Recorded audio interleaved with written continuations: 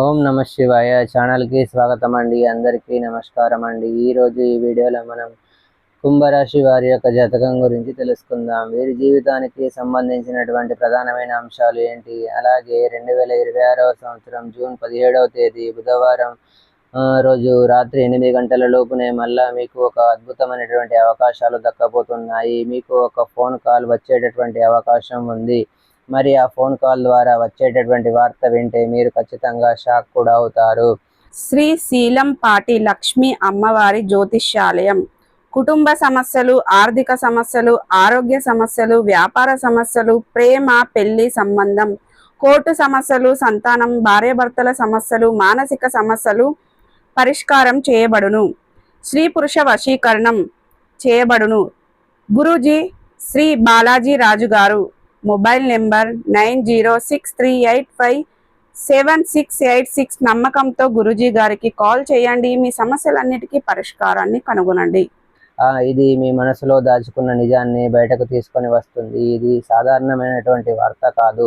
ఇది మీరు నమ్మితే ఒక వ్యక్తి, మీరు సహించినటువంటి పరిస్థితి, మీరు మౌనంగా భరించినటువంటి అన్యాయానికి సంబంధించినటువంటి ఒక వార్త. ఈ వీడియోని మీరైతే పూర్తిగా చూడాలి, ఎక్కడ కూడా స్కిప్ చేయవద్దు. చాలా జాగ్రత్తగా చూడండి, అప్పుడే మా మాటలు మీకోసమే అని అర్థం చేసుకోండి. మరి ఫోన్ కాల్ విషయంలో ఎందుకు మోసపోతారు, ఎందుకు ఎక్కువగా బాధపడతారు, ఒకే ఒక ఫోన్ కాల్ వల్ల మనస్తత్వం ఎలాగా తారుమారు చేస్తుంది అనేది ఇప్పుడు మనం చూద్దాం.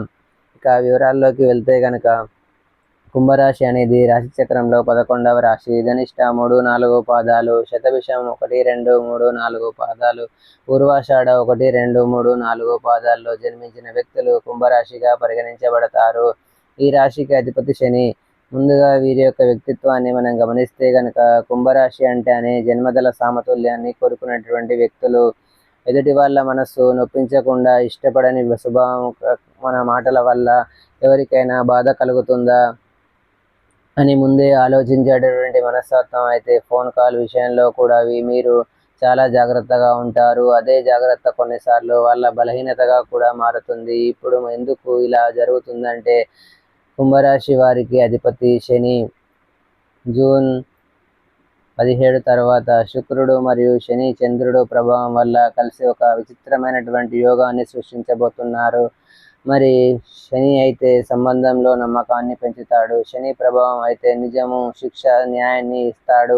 మరి చంద్రుడు అయితే భావోద్రేకంగా వార్తలను అందజేస్తాడు. అందుకే ఈరోజు రాత్రి 8 గంటల నుంచి తర్వాత మరి ఒక ఫోన్ కాల్ రూపంలో ఒక సత్యం బయటపడుతుంది. ఆ వార్త వినగానే మీరు ఖచ్చితంగా ఆశ్చర్యపోతారు, షాక్ అవుతారు. మీరు అనుకున్నది తప్పు కాదు అని, మీ అనుమానమే హృదయం కాదు అని. మరి ఆ ఫోన్ కాల్ ఎందుకు వస్తుంది, ఎలా వస్తుంది అనేది ఇప్పుడు చూద్దాము.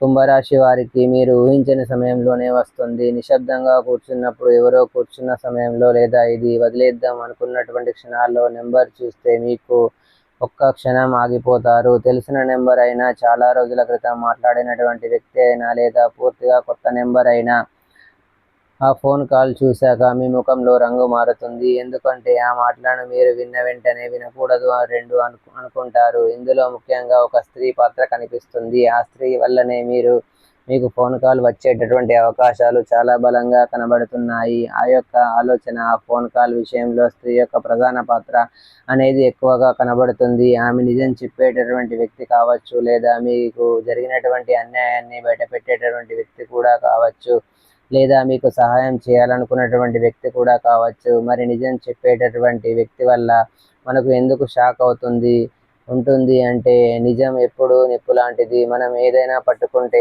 ఆ నిజం నిప్పు లాంటిదని, నిప్పు పట్టుకుంటే మనకు కాలుతుంది కదా. అలాగే నిజం చెప్పే కొంతమందికి వ్యతిరేకాలు కలిగి షాక్ అవుతారు. అది మన పైకి ఎఫెక్ట్ చూపిస్తుంది. అందువల్ల రెండవ అడవిది అన్యాయం ఆవిడది. మీకు జరిగినటువంటి అన్యాయాన్ని బయట పెట్టవచ్చు. మీరేంటంటే అందరితో స్నేహంగా, సరదాగా, సంతోషంగా ఉంటారు. కానీ మీకు తెలియకుండానే మీ వెనుక గోతులు తీస్తున్నారు. కొంతమంది మిమ్మల్ని నష్టపెడుతున్నారు, కొంతమంది మిమ్మల్ని ఇబ్బంది పెడుతున్నారు, కొంతమంది మిమ్మల్ని మానసికంగా ఒత్తిడి కలిగించి మిమ్మల్ని మనశ్శాంతి లేకుండా కూడా చేస్తున్నారు. మరి ఇలాంటి సమయంలోనే మీకు పూర్తిగా ఆమె చెప్పేటటువంటి ఒక మాట మీకు ఒక దైవ సంకేతంగా కూడా కనిపిస్తుంది. నేను తప్పు చేయలేదు అని మీ మనసుకి చెప్పే మీ మాట ఇప్పుడు నిజమవుతుంది. మరి ఆ విషయం ఏ విషయం బయటపడుతుంది అంటే ఆ ఫోన్ కాల్ ఎక్కువగా ఒక విషయాన్ని దానిపై ఎక్కువగా ఉంటుంది. అందులో ముఖ్యంగా నమ్మిన వ్యక్తి చెప్పేటటువంటి మోసం, చేసేటటువంటి మోసం, అది మీకు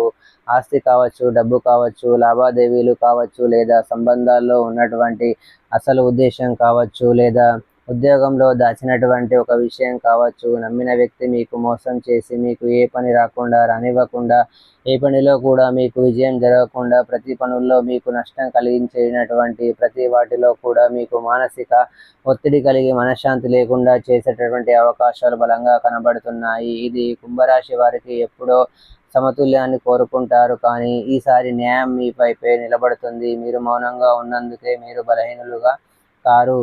ఇప్పుడు అదే మౌనం మీకు ఒక శక్తిగా కూడా మారుతుంది. మరి కుంభరాశి వారు చేసేటటువంటి అతిపెద్ద తప్పు ఏంటంటే అనవసరం లేనప్పుడు కూడా కొన్ని కాల్ లిఫ్ట్ చేయకూడదు.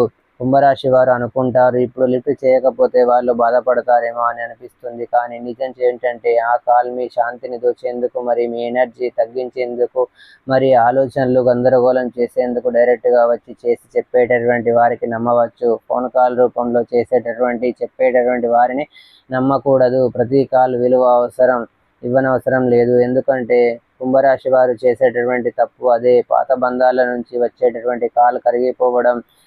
ఏదైతే కుంభరాశి వారు కాల్ మారాయి, వాళ్ళ స్వభావం మారకపోవచ్చు. ఎందుకంటే ఒకప్పుడు మిమ్మల్ని నిర్లక్ష్యం చేసిన వారే ఇప్పుడు మిమ్మల్ని అనవసరంగా వ్యతిరేకం చేసేటువంటి అవకాశాలు కూడా ఉన్నాయి.